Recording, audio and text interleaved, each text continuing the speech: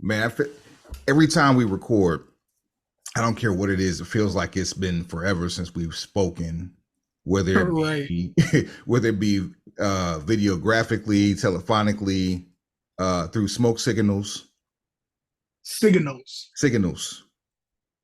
But That sounds like code word. and we got a Signals. we got a lot of content about to hit the pencil pusher massive with the next couple of weeks. But for now, Swab, you know what time it is? What time it is? It's time to play a game.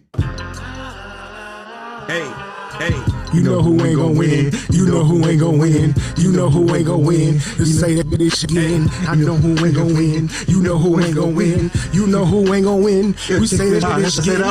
One, two, three. Get your out of one. 1, 2, 3. Get the on. One, two, three. Get your out of one. 1, 2, 3. Get the gone. Yeah. We back on that positive energy, you dig? By choice or by force? Another Broken Pencil Booking Company Pro Wrestling podcast infused with hip-hop edition of You Know Who Ain't Gonna Win. This one is for the very first edition of AEW WrestleDream. Now, it was all a dream. Typically, at Broken Pencil Booking Company Pro Wrestling podcast fashion, we don't deal with accusations. Boy, you already know. I'm finna make the most of this. And most definitely not false accusations. None of them. We usually don't do You Know Who Ain't Gonna Win for non-major shows, but AEW took it upon themselves to pay tribute to the late great Antonio Inoki and doing something that's fresh, inviting, and new, so to speak. So who are we to not pass up an opportunity to do a You Know Who Ain't Gonna Win for what may be a yearly event? Wouldn't this make the third pay-per-view in 45 days? In at least 45 days? Third. Let's see. Because you got Wembley. We got Chicago. All in, all out. For those who keep score at home. WrestleDream. In and out, no animal fries. WrestleDream, if you will. Dweem, you feel me? That's the Dweem we recognize. We don't get paid by the hour, and just understand when it's all over, it's all about the man who goes to the pay window. We out here rocking big time watches. Hold on, Steve. It ain't for you, baby. That's for somebody else. Thwack 'em. Thwack 'em, baby. Thwack 'em. Yeah. Big Duff. Big Duff. Scoreboard, baby. That's a shame. Y'all got it. If you don't know what we're talking about, y'all got to go find the video of the WCW All-Stars playing a charity basketball game that was captained by Dusty Rhodes, and that man was doing dirt. I always forget where that was. Was that University of Texas they were at? Was it? It's a school in the South, wherever they were. In the South. I thought it was UT because Let's see. Where was the WCW? You got Hawk. You got Sting. Luger. I wonder if Barry Windham was out there. Barry Windham, Lex Luger. Luger should have torn a quad trying to play basketball. That don't seem like that's his thing. Nah, for real. I don't think it was at all. Hawk too. Hawk don't seem like he should be able to get a jump shot off. Was Show wasn't there, was he? Nah, he's too young. He's not old enough to have been there. Nah. Not with all those. That was basically Dudes with Attitudes era. Yeah, that. This is 91. I guess let me go to YouTube and see if I can find that jump. It could be earlier than that. Okay, it might be pre-polka dots. It might be post-polka dots. That's how you date Dusty Rhodes. Actually, let me do it like this. Dusty Rhodes. Big Duff. Basketball game. Yeah, there we go. Big Duff. Oh, it has to be pre-polka dots because it says NWA Oh yeah, absolutely. Anything that says NWA, that is pre polka dots. Oh So man, that would be BP, Dusty Rhodes BP before polka dots. Before polka dots, yes. Yeah, that's 605 Dust. 5:05 Central Time. You feel me? Only on the Super Station. Baby, that's television champion Dusty Rhodes, baby. I wish I had a date on this. It's definitely VHS because there was no upscaling of this video whatsoever. No. It absolutely looks like vintage footage, but Dust is out there serving. Dust is putting the ball on the floor and then putting the ball through the hoop. Whack 'em, baby. Whack 'em, baby. We need that on the shirt. We gotta figure out a way to do that with Cody. Like, Cody, pick a charity. That's what we'll do. Cody, pick a charity, and we'll do the shirts, and we'll donate a portion of the proceeds to the charity of your choice. And all we need is just the head silhouette with the curly hair saying "Thwack 'em, baby" with a basketball. We just need you to sign off on this.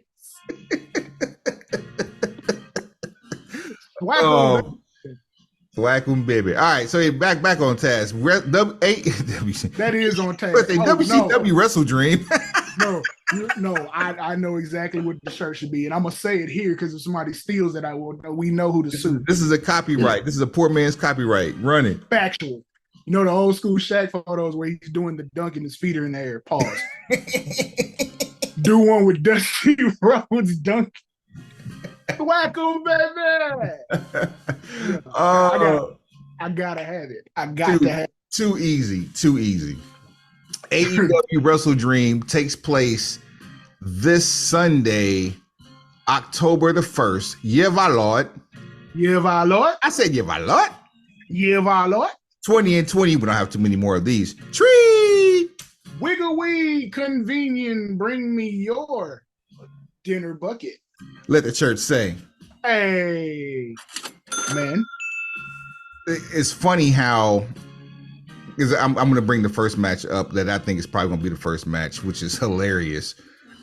We use this terminology on every show, but finally we have a tag team worthy of our Year of Our Lord statement. So let's run down these matches. True, you know who ain't going to win fashion. We just going to knock this out real proper like. Indeed.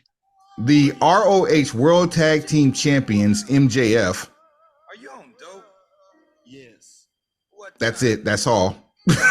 those are your World Tag Team Champions. In the background, no. So you say, MJF, are you on dope? No. Your World on a trip or something. It's not for you. It's for the person booking this. I'll be totally 100. This is probably the best job of a walkthrough story that's supposed to be long-term booking that's been done in AEW, simply because you don't know what the ending is. It's a happy accident. Like, it's the worst kind of accident to have, but it was definitely a happy accident. No, I actually think they planned this. I actually real life think they have planned this all the way through, which makes me feel like there's more than one pencil involved in this. Talent in this situation may be heavily contributing to the forward arc. Okay.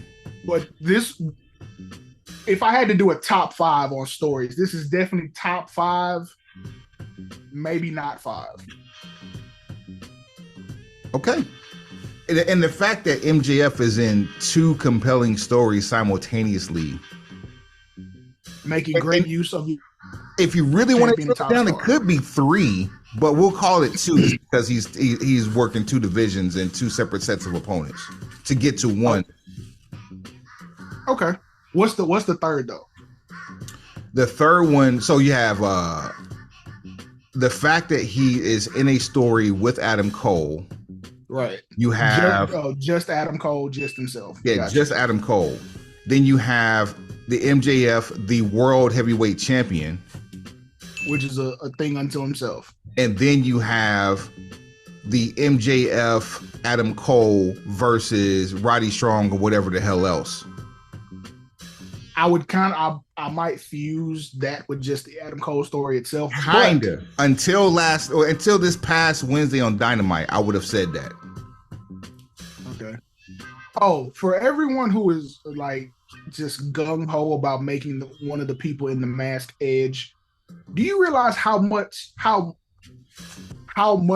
taller he is than everybody else involved in this story? So low brow, bro. So low. First of all, Edge is well over 6 feet tall. Significantly taller than everyone involved. Like Edge is what, like 6'4"? Easy, because he was damn near neck and neck with Random Orton. Now watch me do my Googles. How tall is Edge? 6'5". So we shorted him an inch. Taven could stand on Roddy Strong's shoulders and be 6'5". That's cold, but you right.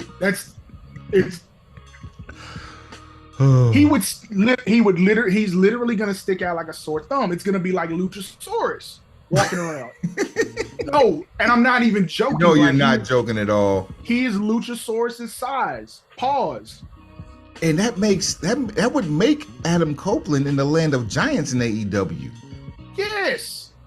Anybody over 6 feet tall is gonna be like a super heavyweight. As long as you ain't malnourished, if you're over 6 feet tall, you qualify as a super heavyweight. Only in AEW, I understand. No, Joe is the size of an NFL defensive tackle. I know because I am too. So Joe looks monstrous over everybody else in the company right now. This is a fact. And he would be what? He's basically average NFL defensive lineman size. Shouts out the gang. If we saw Shane Taylor more on TV, then he would look monstrous to everybody else. And we've been next to him. We're his size. If you saw All Out, you saw Shane Taylor. Shout out the gang. You saw him in comparison to Samoa Joe. So you know the size comparison is there. Like those are, you could mistake them for professional athletes in other sports. This is a fact. In fact, same thing with Adam Copeland, aka Edge. He is significantly taller than everyone involved in this storyline. He would stick out like a sore thumb. Boy, you talking about catching the brick. If Adam Copeland does show up in AEW and there's an Adam Cole, it was already bad enough for Adam Page caught a brick when Adam Cole came in, but Adam Cole would catch a brick if Adam Copeland came in. Like, there's gonna be a lot of Adams out here functioning. I wonder if anybody has thought about that. Like, there's a lot of Adams. There's a lot of Adams. There's a lot of cages. There's a few cages.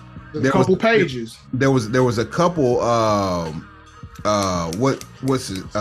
couple Cassidys at one point. So that technically still is a couple of Cassidys. Orange, Leaf, and who else? Not Leaf. hey! Al Snow's still out here thugging. He might pull up on Dynamite. Don't sell my guy short. Especially they roll through Kentucky again. What's his name? Is it Isaiah Cassidy? Yes, there it is. Isaiah Cassidy. Is it Isaiah Cassidy?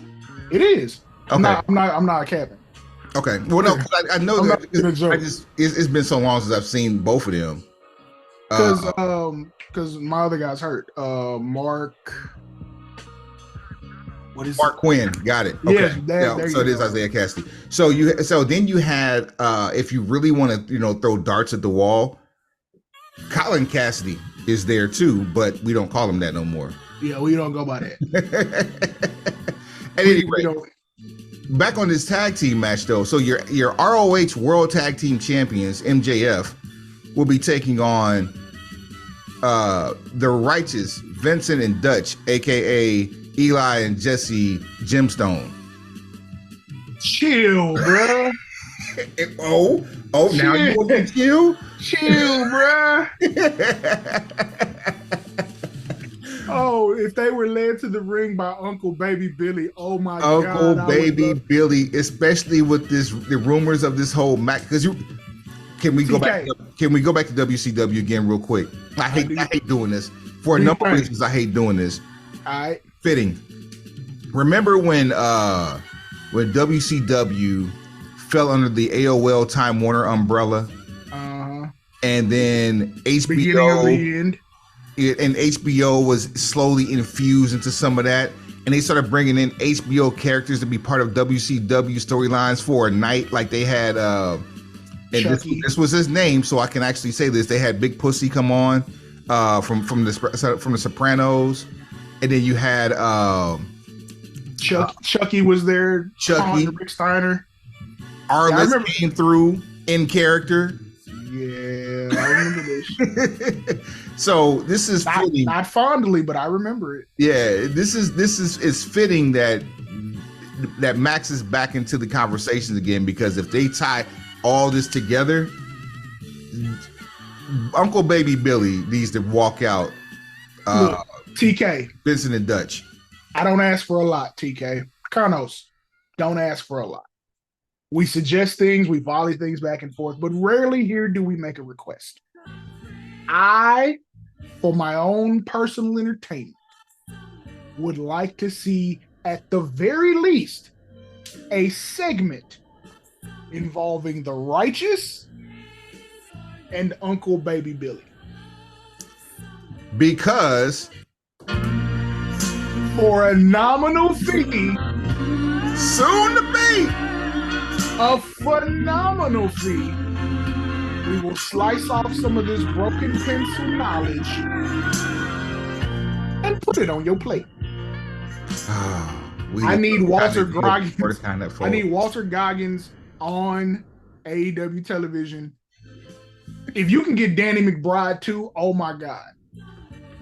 I may go a whole month of episodes without saying one bad thing about AEW. I would love to see Danny McBride come to like a Grand Slam event as full-blown Kenny Powers.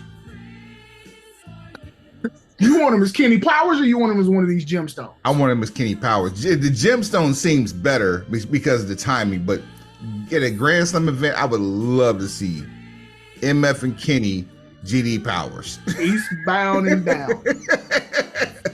Look, if you can pull off Walter Goggins as Uncle Baby Billy and Danny McBride as a gemstone with the Righteous, I will go one full month of episodes here at the Broken Pencil Booking Company Pro Wrestling Podcast and radio show infused with hip hop without making one critical assessment of AEW television.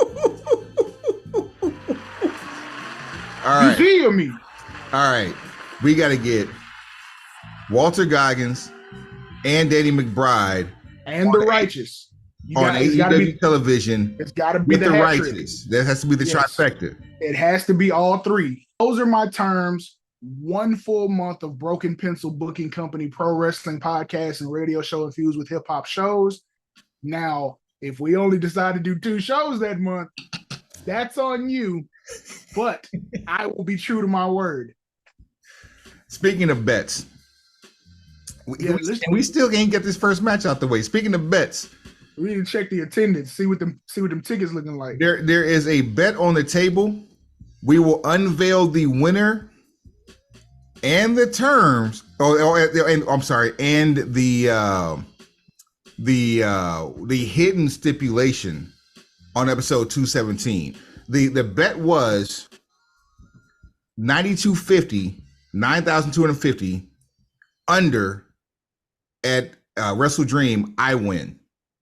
Above 9,250 paid. This is paid. Suave wins. So if these turnstile numbers come back with more than 50% capacity of the building, I am the winner.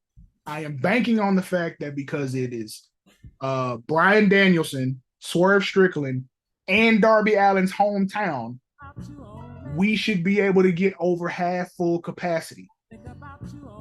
Do not make me look stupid here. I actually, like, before I made the bet, shortly before I made the bet, did not realize that this was the case. After I made the bet, I realized this was the case. Man of my word, I keep it. That said, with episode 217, you'll see the winner and what the winner is awarded. These are the reasons that we say do your Googles. Yep. Please Do your Googles before entering into any contractual agreements. You have a lot of knowledge in your head. You don't necessarily have to have it all on display at one time, and this is proof of that. However, I'm sticking to my guns.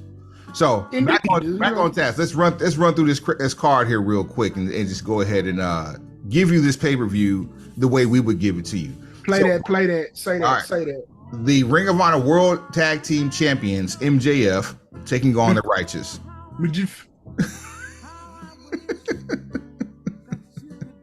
Swap ain't gonna win. This is so weird to say, but the Righteous ain't gonna win.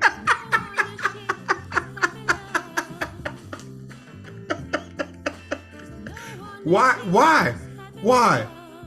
Like, okay, I watched Dynamite, right? Right.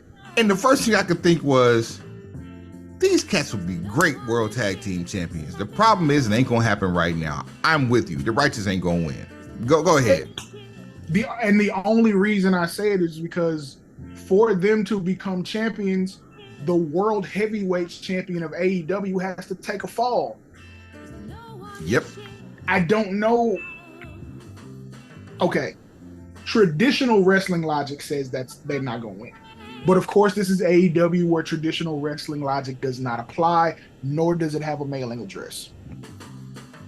So Kano's very well could say, okay, well, look, with all the story arc and he's been dealing with neck issues, he's been wrestling more than ever. Seems like he's weakened a little bit, especially after dealing with Joe. He could be ripe to take a fall, and you have the excuse to fall back on that it was a handicap match. Then there's the other school of thought that says MJF will have some sort of trick up his sleeve, or Adam Cole, as we sort of have the idea that Adam Cole is not truly injured, and it's all part of the story arc that those four masked guys from the previous Dynamite might get involved here in a way to keep Max where he is. Suave, who is one of your favorite non-traditional company men working in AEW right now? Define that question a little bit for me so I can answer it correctly.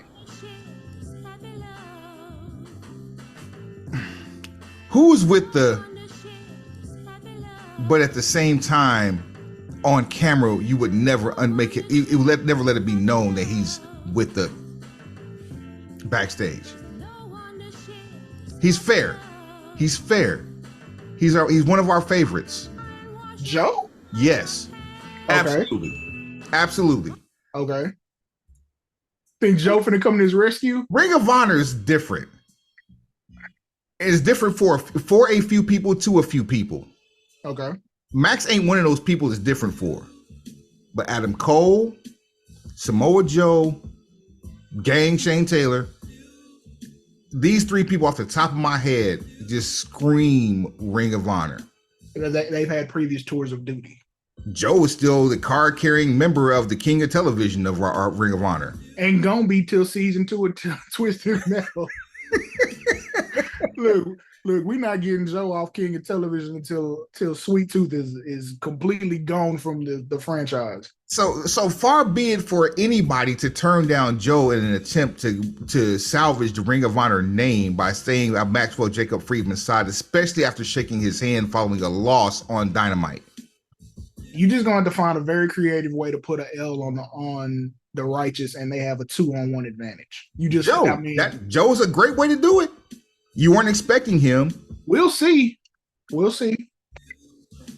yeah, either way, the Righteous ain't gonna win. That's unfortunate. So sad. Did you hear the story about? I did, and I remember them. I remember that. We can talk about it in 217, but I remember that whole debacle. We'll unpack that on 217. But what I don't like though, and again, this is more of what we can unpack. I don't like the subtle homages of the fallen. So 217, stay tuned for what we time Matt. All right. So that's it took us what 30 minutes to unpack one match. We out here having fun, bro. Sometimes we are here for This a is long for your time. entertainment, people. This is I'm just saying the card is not that deep. If we had just started and gone match to match like Gordon Soley, we'd be done already. We'd be rolling credits. Ricky Starks versus Wheeler Yuta. Suave who ain't gonna win. Wheeler Yuta ain't finna do. I'm so sick of Wheeler Yuta taking the 3-second 10. I'm taking back the name the Great Yuta. He ain't ready for it yet. He not ready yet. He's taking it back. The Great Loser. It's not even about him losing. I just don't. Nah. It's just I don't buy it. You got to put together something better than being like a very well versed fall taker. I need something creative for him other than being the young boy of the Blackpool Combat Club. Especially when he looks like among the oldest. Like you see people like that in circles. Them the ones that you go to for the big bag, not the one. He done grew in his Yakuza beard. I need everybody to chill. Just relax. Everything is gonna be fine. For a future AEW World Tag Team Championship match, you have a fatal, it's just a 4-way tag team match. The Young Bucks, Nick and Mac Jackson, versus the Guns, Austin and Colton, versus the Lucha Bros, my guys, Rey Fenix and Penta El Zero Miedo, along with Alex Abrahantes, and Orange Cassidy and Hook on the other team. Suave, who ain't gonna win? If I was picking with traditional situation, I would say the Lucha Bros ain't. I would say anybody not named the Lucha Bros. But because, again, we are dealing with a place that traditional wrestling logic doesn't necessarily apply or exist, anybody not named Orange Cassidy and Hook ain't gonna win. Here's where we differ. I'm not here for FTR Young Bucks 4. So that I'm not here for that. I know you're not. However, I'm under the guise of traditional logic, which is your logic. In this case, anybody not named Lucha Bros, though, that's who ain't gonna win on this match. Lucha Bros going to face FTR at a later date. Gotcha. Okay, I'll take it. I'm just not here for part 4. I'm good. For the AEW TBS Championship, aka the Jade Cargill Flower of the Flower Award, your champion Chris Statlander versus load is flower bomb versus Julia Hart. Suave who ain't gonna win. Wait, who versus who? Chris Statlander versus Julia Hart. It's gonna be a tough day at the office for old Julia. Julia Hart ain't gonna win. She's been on the roll lately too, but yeah, you're right. She ain't gonna win. There's absolutely no way Chris Statlander runs through the entire women's division except for anybody named Britt Baker. And then the one person that she loses to twice loses to Julia Hart. I don't think that's not this fast. No, it would undo everything you just did. Let me double down. If you do make that happen, you can throw the whole AEW TBS championship away.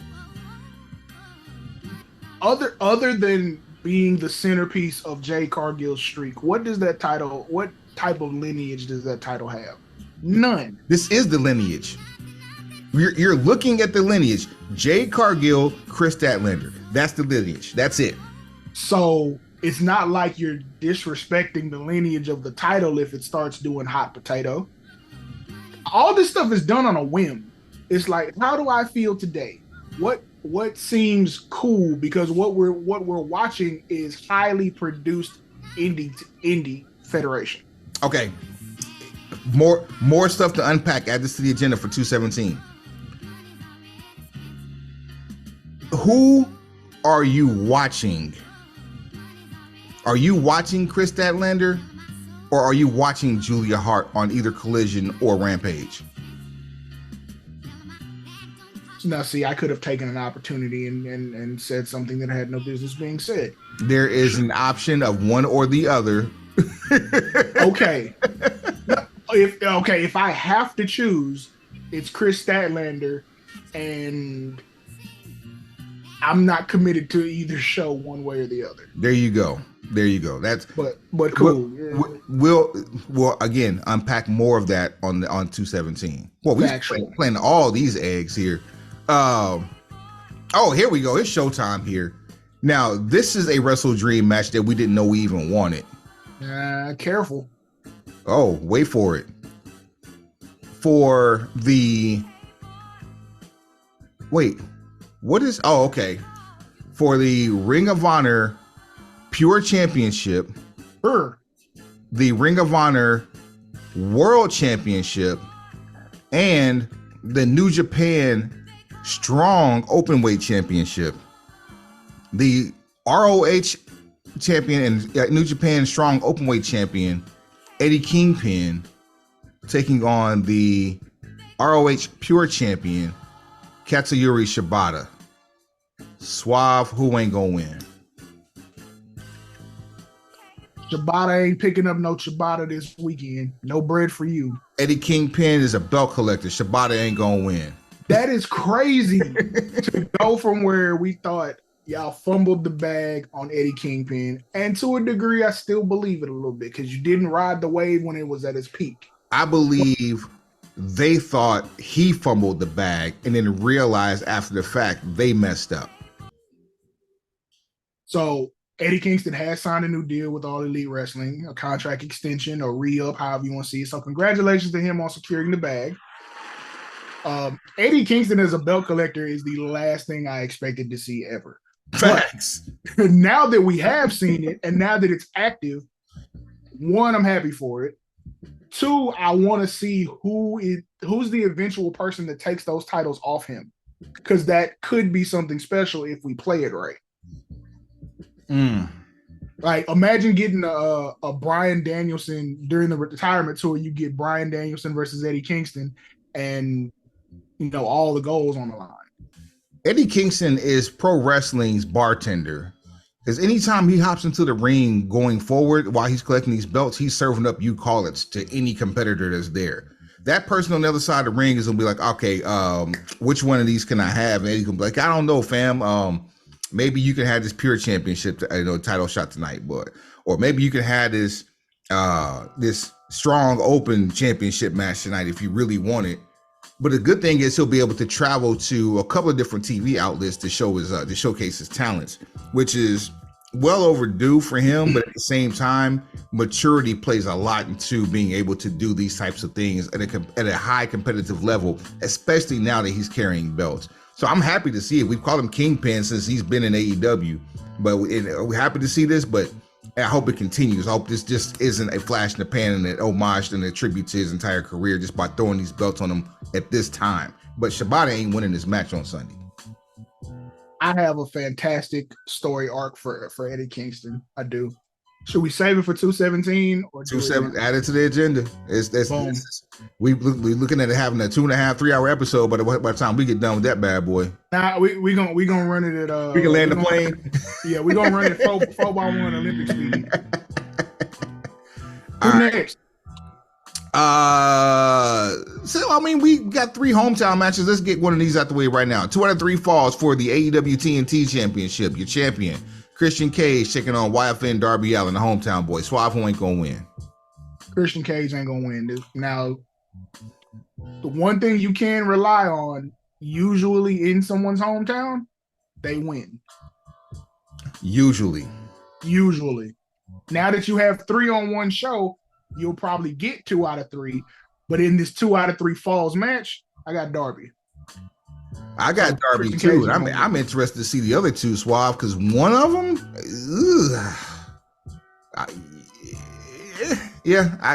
Darby. Yeah. Wait, hold on. You got Darby not winning?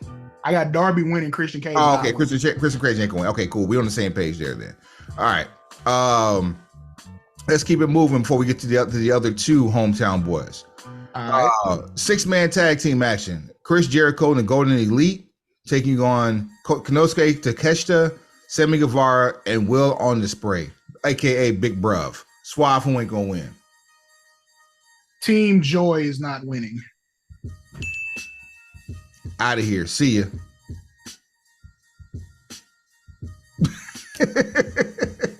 Easy enough.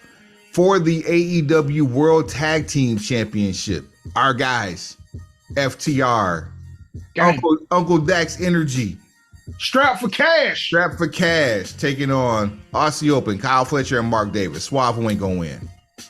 Aussie Open ain't gonna win, and they're gonna get worked in the process. It should be good though. They have they might be the most improved tag team in the world right now. From where they were at a year ago to where they're at right now, and they weren't even bad then. It's just I've just never heard them speak. I don't know how to feel about them because I've never heard them talk. That's because you don't watch Collision, but they've actually made themselves. I did watch Collision up until about. That's right. That's right. We flipped. You stopped and I started back. Look, Collision was appointment television for a little bit because for a whole summer. Old school wrestling TV was back, and I was there for it. As soon as you pull the plug on that, start giving me, a indie super show. Extensions from Wednesday. Extensions from late Friday. Damn. Rampage Plus. No. I'm out, Filmo. Oh man. Oh, that's another thing we got to talk about too. How much wrestling is actually on TV right now? Because like a whole bunch. Boy, we thought 2017 had something. It's nothing. It's absolutely nothing. Yeah, Aussie Open ain't gonna win. And now for the last two matches, it's hometown heat here. Hangnail Adam Page taking on Shane Swerve Strickland. Suave ain't gonna win. I'm gonna go with what I want to happen. Hangman Page ain't gonna win. Now, in real life, we know what this is. We know what this is about to be. They tried to hint at it on Dynamite this week to close the show. Tried to. I'm good. Hangman Page, Hangman ain't gonna win, and I'm gonna stand on that, even though I know what's gonna happen. I'm standing on that with you. Swerve means too much to Seattle wrestling. Swerve, when I try, Swerve, when I try. No, Swerve, no. Mm-mm. Why you can't swerve when you drive, bro? Mm-mm. Well, I know why you can't and why you shouldn't, but that's how you get rolled. Because yeah, sirens. Because Cherry and Berry. Red and blue. You feel me? That Cherry and Berry go off. It's a wrap for you. Strawberry and blue over there. You do not want Jackson Riker asking for license and registration. Fam, wait till I tell you what I got to tell you about that off air. Boy.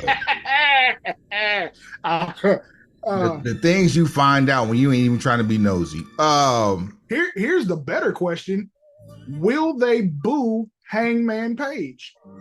I think they boo him out the building. And that is a victory for Swerve Strickland no matter what. So I win no matter what. Either he loses or he gets booed out of the building. One of those two happen, it's a win for Swerve Strickland, and then you can add that to my resume as another W. Can you answer me this question before we go into what is arguably going to be the main event for a couple of different reasons? Okay. Can you explain to me why you think AEW attempted to go off air with a non-scripted promo contract signing for a match that's not either the main event nor for a championship?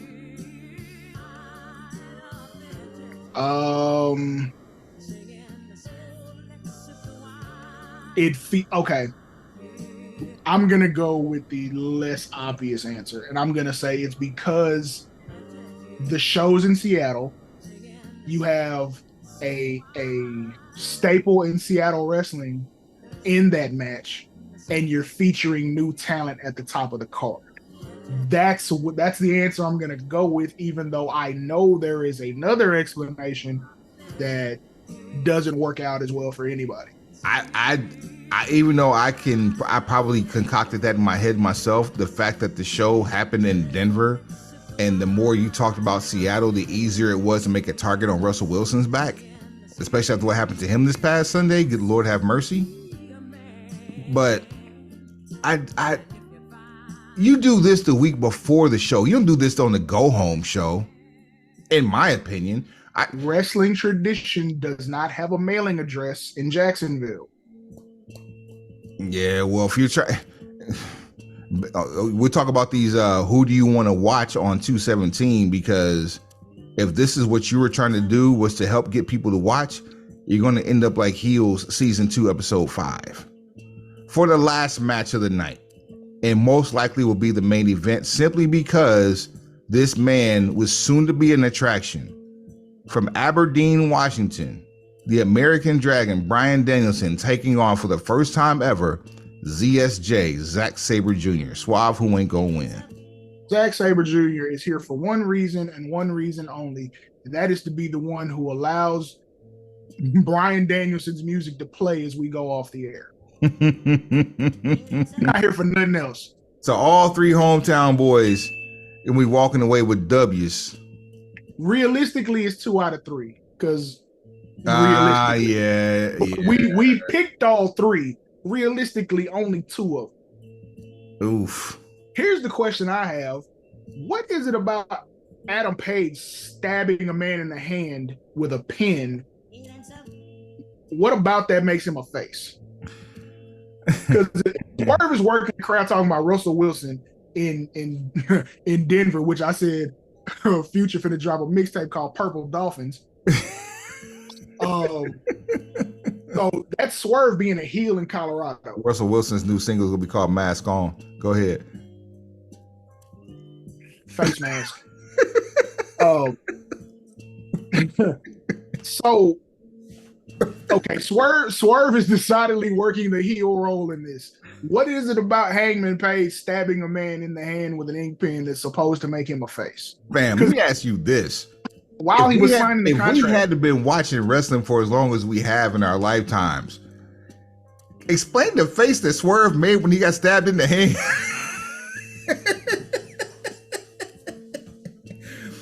I could, but I can't use any of those words. It starts with you.